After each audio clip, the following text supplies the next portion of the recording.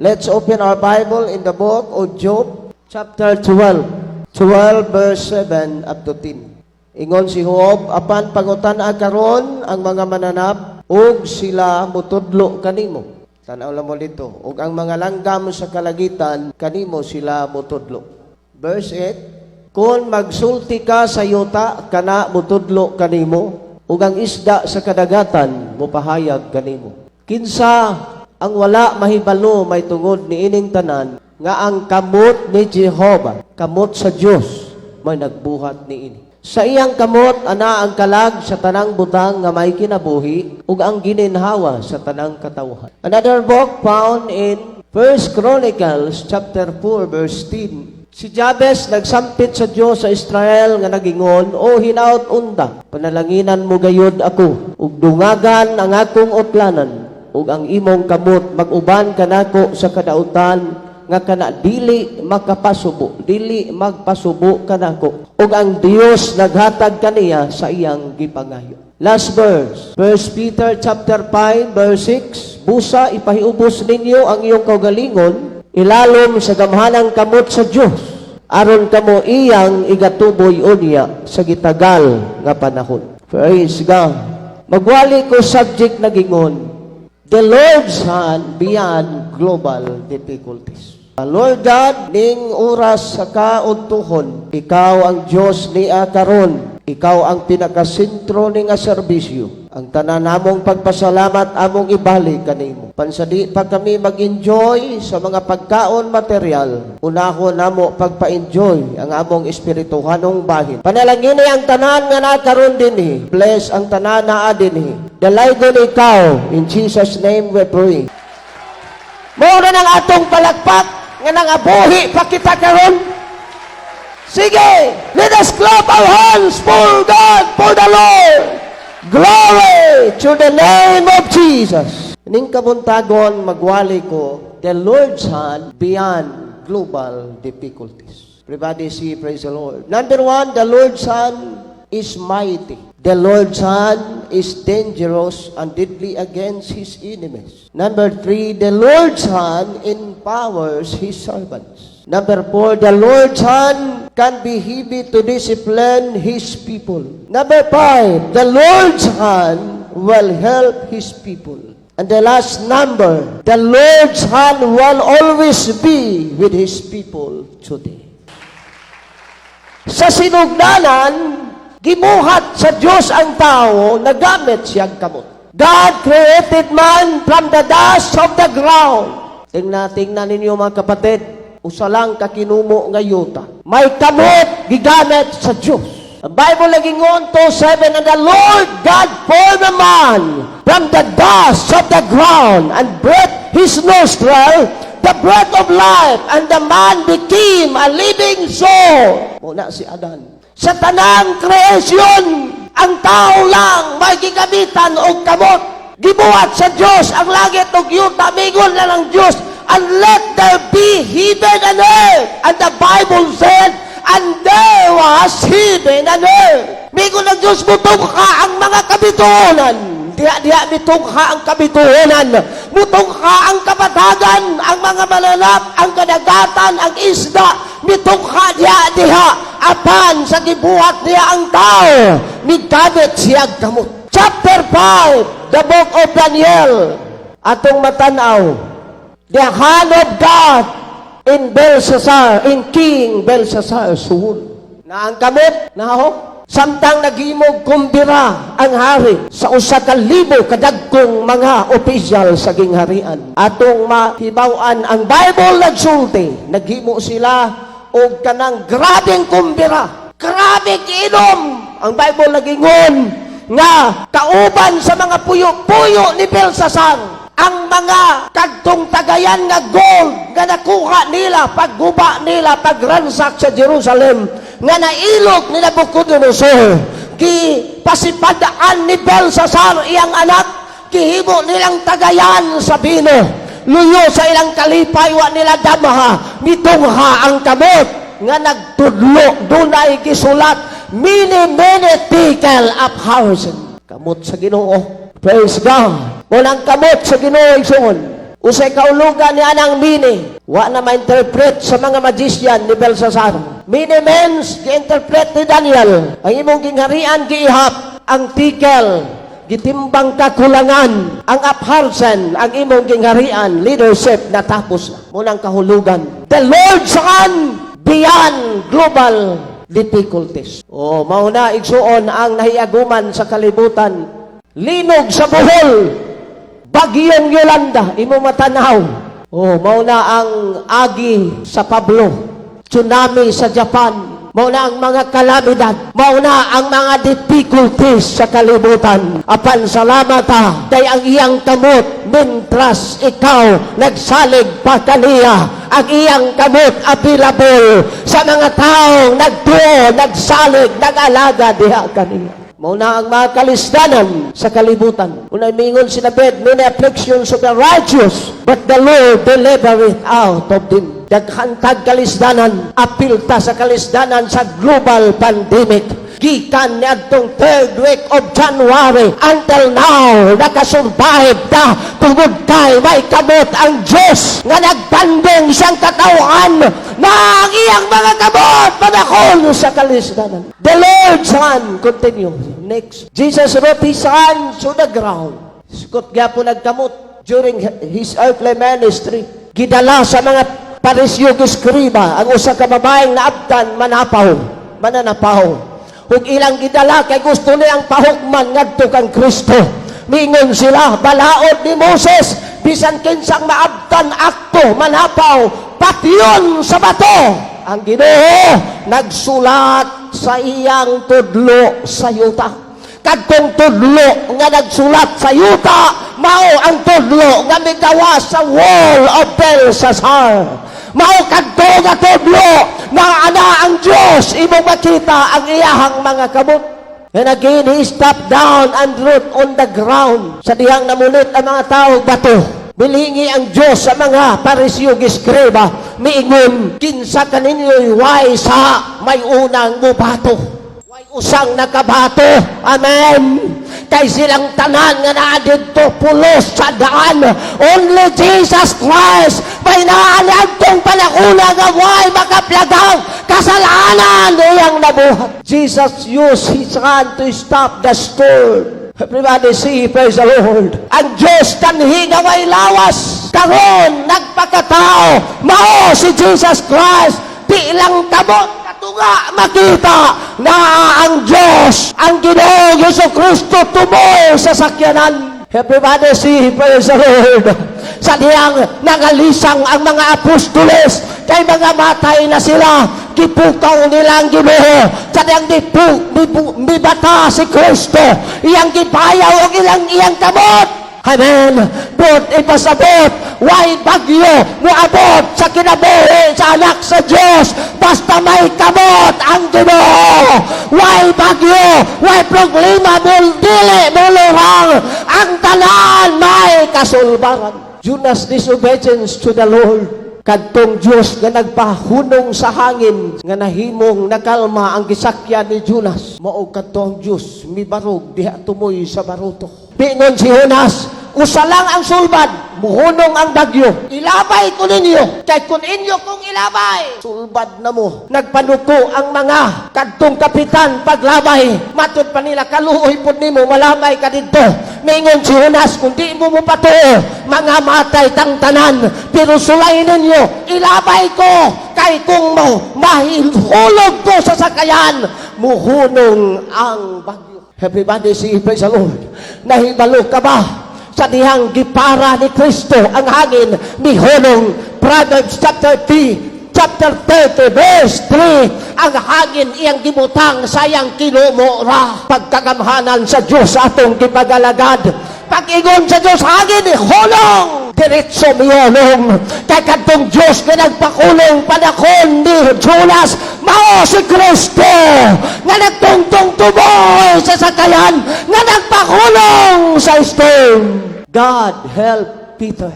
Kitani, Pedro nilakaw si Jesus Christ sa dagat. Kung ang Diyos di magpagkatao, unsa kon man paglakaw, kailangan kita sa atong Diyos. Ug ang kining maong serbisyo, pinakasintro sa atong pagpasalamat siya. Amen. Why lain Diyos atong kipasidunggan din siya. Wa ta mo anhi aron magpasidungog sa tao. Mianhi ta aron pasidunggan siya. Aron pasalamatan siya. Aron himayaon siya. Sa dagkong butang iyang gibuhat kanato. Mingon si Pedro, pwede po Lord bulagaw. Samtang minaog siya, nagkadugay, nagkaunlod. Hantod, sa iya lagi tanaw ang balod. Unlod na dyan kayo si Pedro. Mingon si Pedro, Lord, send me! Unsang kamuta ang nagluwas? That is the hand of Jesus Christ. Busa ang Bible, klaro. Kay kung imo nang i-type igsuon nga Jesus man na siya, imo i-type nga God help Peter. Mugawa si Jesus Christ. Busa ang Bible writer uyon nga kanang God gagiskutan mo jud si Jesus Christ. Amen. Everybody say praise the Lord. Tanawag iyang mga kabot, mga membro usay sa atong pag-alagad, murag unlod na jud ta kayo. Amen. Usay wa nay baligian, pero sa dihang muhangad ka sa langit, God save me. God help me. Lord, wa ko'y mahimo kung wa ka.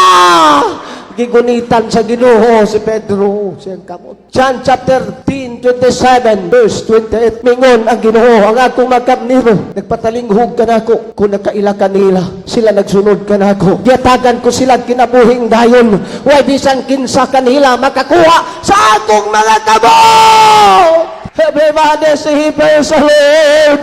Bisan may pandemic, bisan may global pandemic, may kamahanang kamot sa Diyos na nagpataliwala sa panahon sa kalisdanan. It is a purple things to pull into the hands of the living God. Kuyaw, kay kung diha ka sa Ginoo kamot bahog, di ka magtinarong paglalagad, dali ra ka pisiliton. Usa naglibog ko ni nga bersikulo, nganong kuyaw na manoon? Instead safety. Nganong kuyaw ang tubag nangalagad ka, di ka magtinarong. Kuyaw kung pisiliton ka, hasta atay ni mo lagpot. Maunay gikahadlukan sa kalibutan. Amen. Millions of people died from pandemic. Ang kalibutan, hantod karon mawa ang ilang kalisang.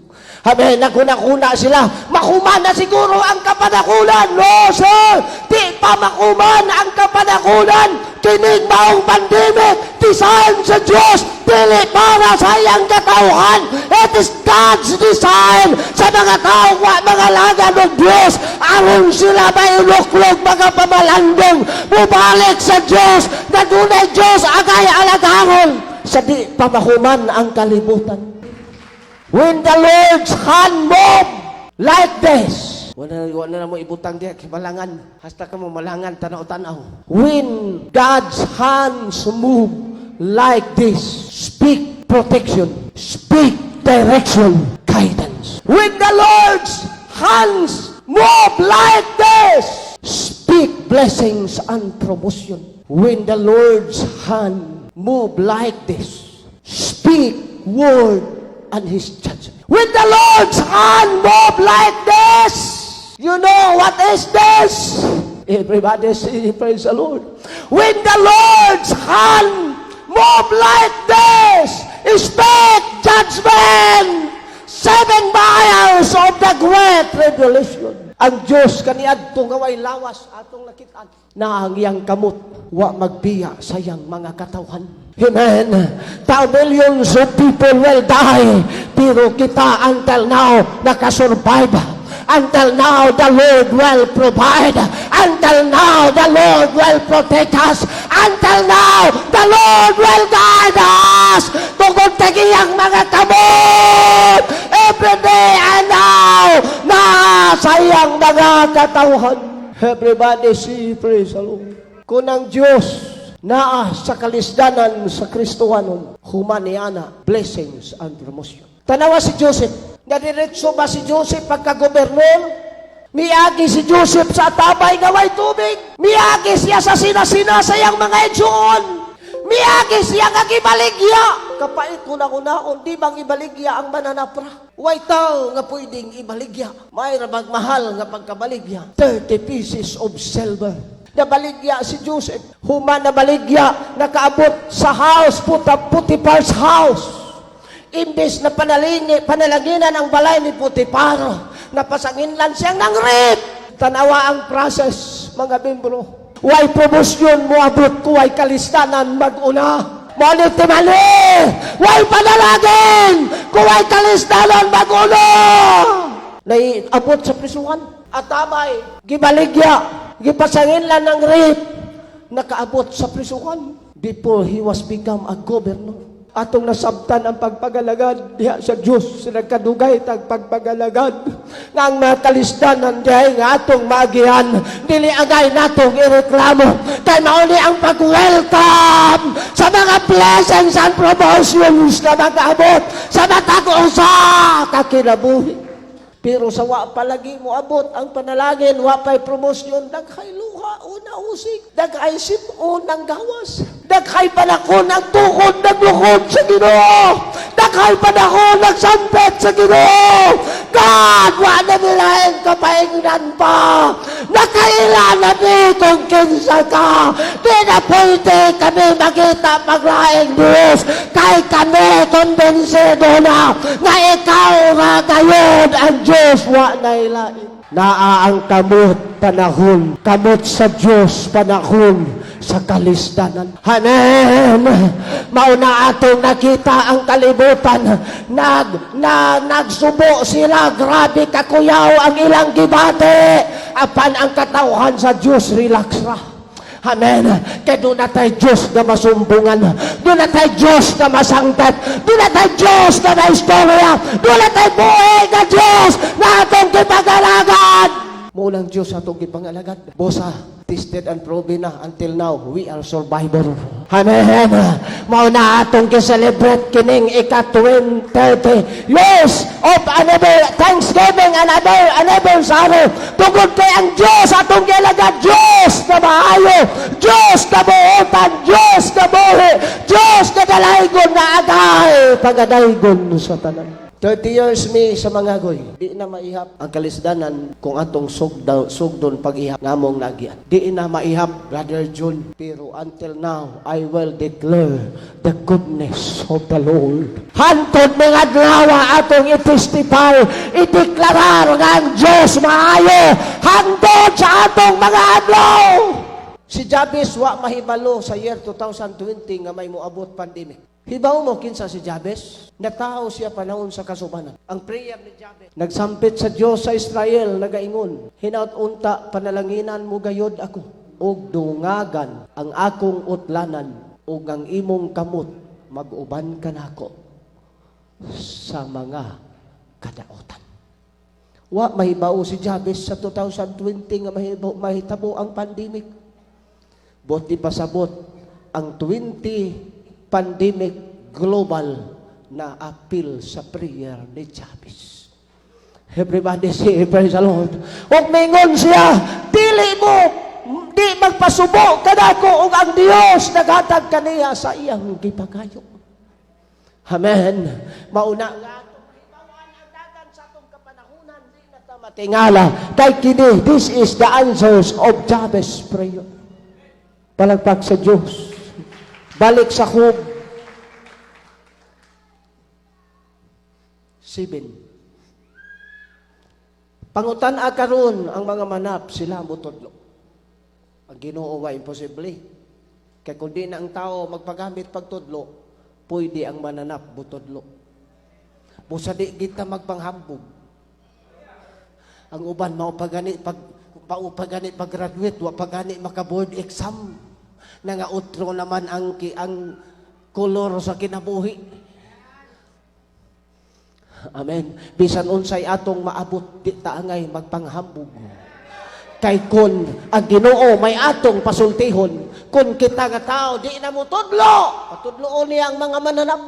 Kanimo ang mga langgam sa kalagitan, sila mo tudlo kanimo. Kun magsulti ka sa yuta, kana mo tudlo kanimo.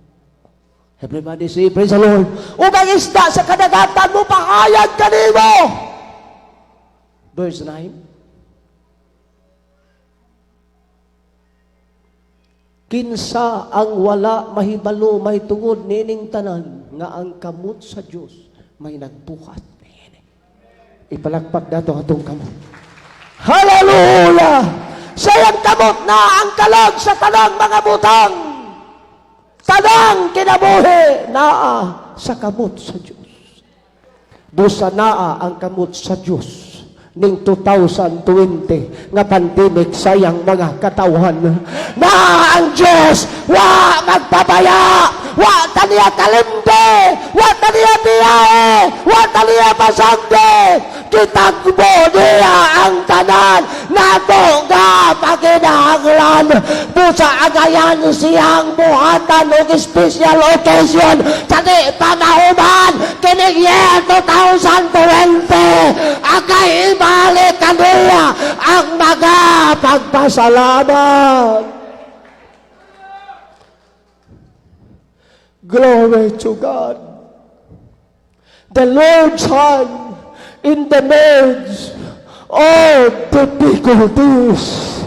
Na ang kamot sa Diyos, mga membro, before tamutikang sa 2021, gipamatuyaan sa mensahe, kung doon na paidag kong katalagman ang laing katuigan, ibutang sa inyo una-una na kanunay ang kamot sa Diyos